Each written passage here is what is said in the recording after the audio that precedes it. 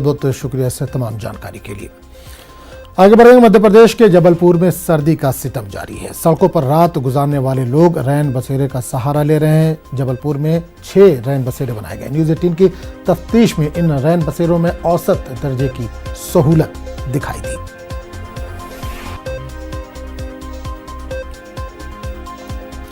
और आपको बता दें कि दिल्ली, एनसीआर और मुल्क के दीगर रियासतों में सर्दी का सितम जारी है। सख्त सर्दी से कई लोगों की मौत हो चुकी है। मुख्तलिफ शहरों में स्कूलों में छुट्टियां कर दी गई हैं। यूपी के गोरखपुर, अमेठी, शाहजहांपुर, बलरामपुर, अमरोहा, बाराबंकी, उन्नाव, हापुड़ और देवरिया समेत कई दीगर अजला में भी छुट्टियां कर दी गई हैं। राजस्थान के मुख्तलिफ इलाकों में भी स्कूलों में छुट्टियां हैं। दर्जा हरारत 3 डिग्री सेल्सियस से भी नीचे पहुंच चुका है।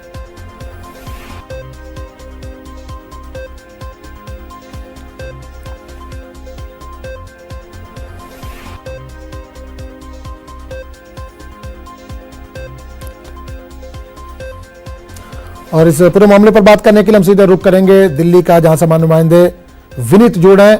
विनीत, आपसे जानना चाहेंगे, सर्दी सारे रिकॉर्ड तोड़ रही है। आज दिल्ली का मौसम कैसा है? कितने डिग्री सेल्सियस आज वहां पर पारा पहुंचा है?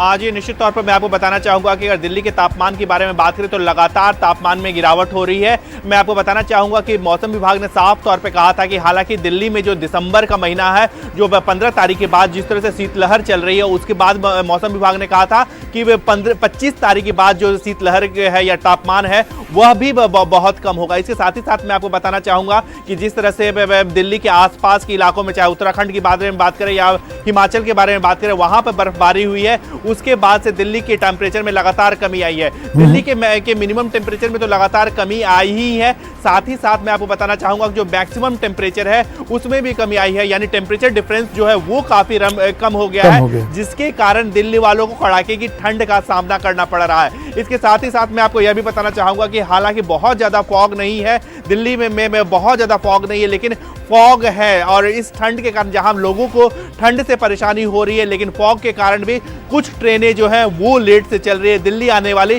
कई ट्रेनें जो हैं वो लेट से चल रही है। हालांकि हवाई यातायात पर अभी तक ठंड का और फॉग का बहुत ज्यादा प्रभाव नहीं पड़ा है। बिल्कुल, हमारे साथ सुशील भी इस वक्त जुड़े हैं मध्य प्रदेश से। सुशील, आपसे जानना चाहेंगे कि मध्य प्रदेश में ठंड का हाल कैसा है? ये भी खबर आ रही है कि स्कूल और कॉलेज को बंद कर दिया गया है। बिल्कुल, देखिए पूरे मध्य प्रदेश में इस वक्त कड़ाके की सर्दी पड़ रही है। खास तौर पर मध्य प्रदेश का जो उत्तरी इलाका है, जिसे ग्वालियर चंबल के नाम से जाना जाता है, वहां सर्दी का सितम सबसे ज्यादा है। इस वक्त आप देख सकते हैं कि ग्वालियर शहर का ये जो इलाका है, यहाँ पर पूरा कोहरा छाया हुआ है। विजिबिलिटी 10 मीटर से लेकर 50 मीटर के अंदर बनी हुई है हाईवे की। और हालत ये है कि जो ग्वालियर चंबल अंचल के प्रमुख 5 शहर है, उन 5 शहरों का तापमान कम से कम रात का जो रहा है वो 3 डिग्री और 3 डिग्री से कम रहा है। यानी समझा जा सकता है कि जो कड़ाके की सर्दी है पूरे मध्य प्रदेश के साथ ग्वालियर चंबल अंचल में पड़ रही है।